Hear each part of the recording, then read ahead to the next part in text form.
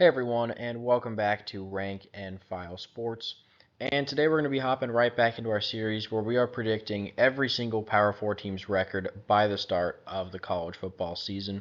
And even though Oregon State is no longer in a power conference technically, we just couldn't leave them out. We feel bad for them. They were left behind in the Pac-12 conference. They're playing a Mountain West schedule this year. However, they still deserve some respect, and hopefully they'll be able to find their way into one of the power conferences in these next few years.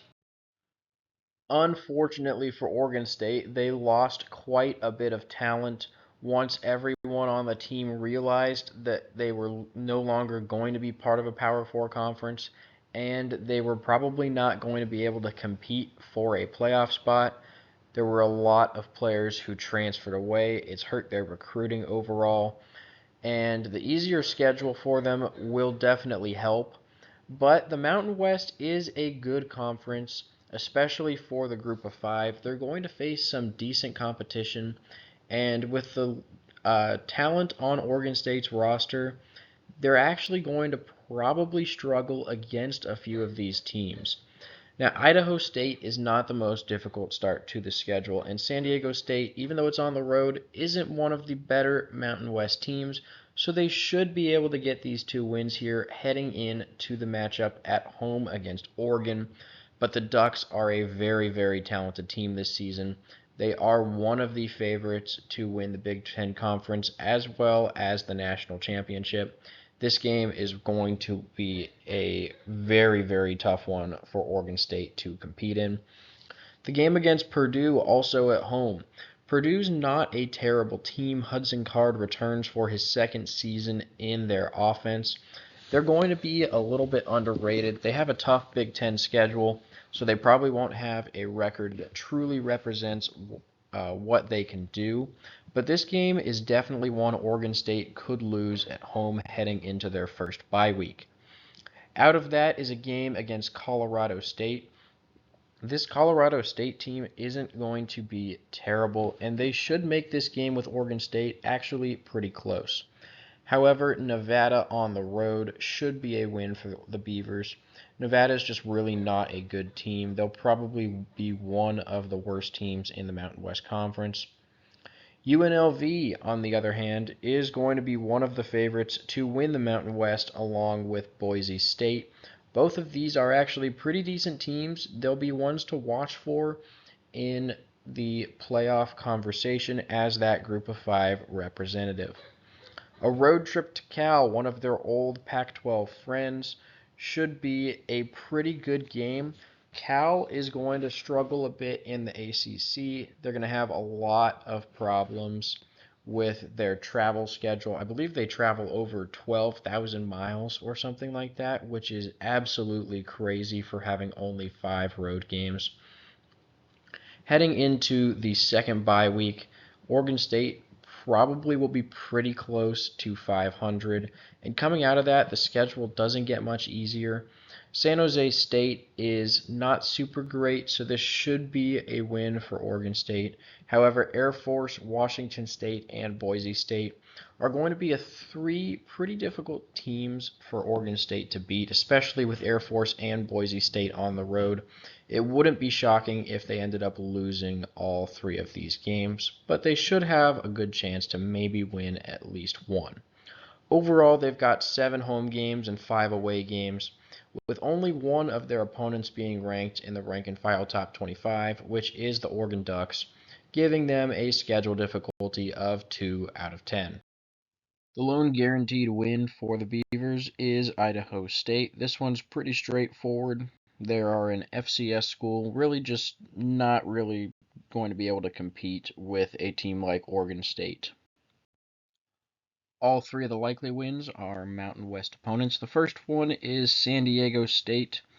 They are not going to be one of the better teams in the Mountain West Conference this season. They do have the home field advantage, and this is a very late game starting at 10:30 Eastern Time. However, the fact that Oregon State just is a slightly more talented roster should give them the edge, even though they're on the road. Nevada is also not really very good. They're probably going to be one of the worst teams in the Mountain West Conference. So we do expect Oregon State to be good enough to pick up a road victory here. And finally, San Jose State, kind of similar to San Diego State, except they're a little bit worse. So we went ahead and took Oregon State at home. There are 7 total toss-ups for the Beavers, which means their record is going to have a lot of different possibilities depending on how many of these toss-ups they are actually able to win. The first one is a home game on September 21st against Purdue. This one is a late night game kicking off at 8:30 Eastern Time. For Purdue, this will be a little bit tougher, I think, given that they're on the road and it is such a late game. However, we do like the Boilermakers and the experience they have at quarterback with Hudson Card coming back for his second year in the offense. So we actually do like Purdue to pick up a road upset here. Colorado State the very next week is another home game for Oregon State. And the Rams are going to be one of the better teams in the Big 12 or in the Mountain West Conference. Probably one of those top 4 teams along with Boise State, UNLV, and possibly Air Force.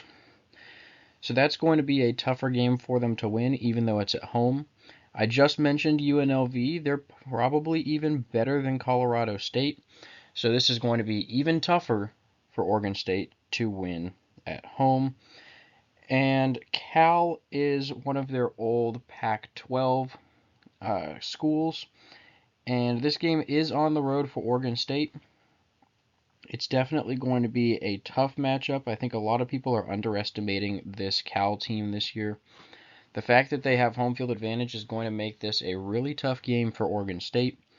And the last 3 on this slide are the last 3 on the schedule, with road trips to Air Force and Boise State, and a home game against Washington State in between.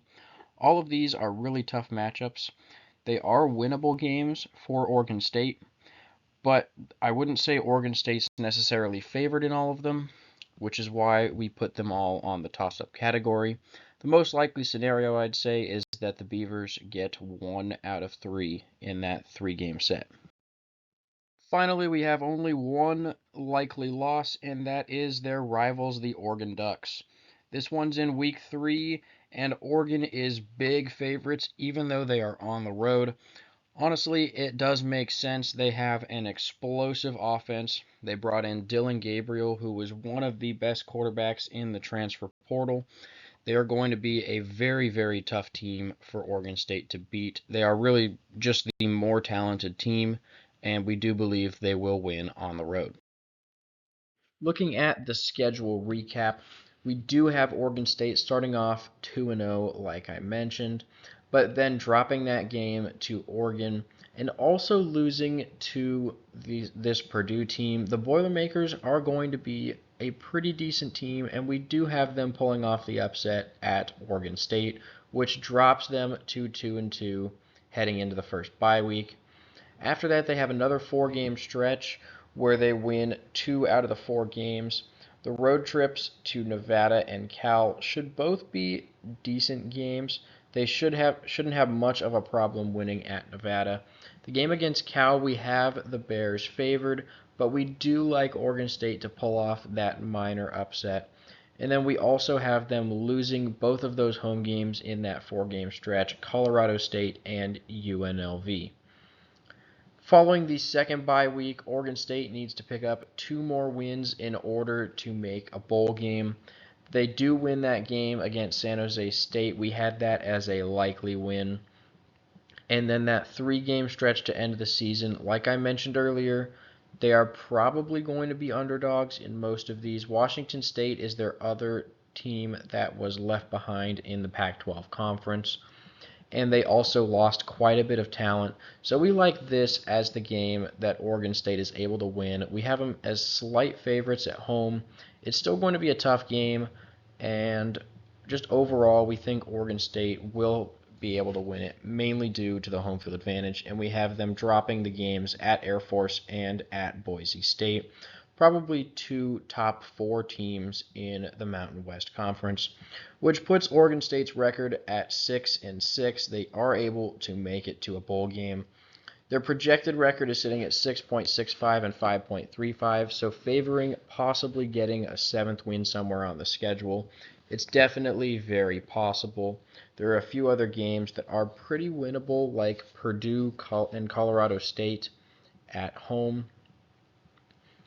They have a projected record of 7.9 and 4.1 based on FPI, but FPI is still trying to figure out how to take transfers into account. So I don't think they quite realize how much this Oregon State team has lost and how difficult it's really going to be for them to actually hit that 6-win mark, let alone 7 to 8. They have a 9.8% chance to make the playoffs and a 0.1% chance to win the national championship. So anyways, thank you guys so much for watching. Please make sure to like and subscribe, and we will see you in our next video.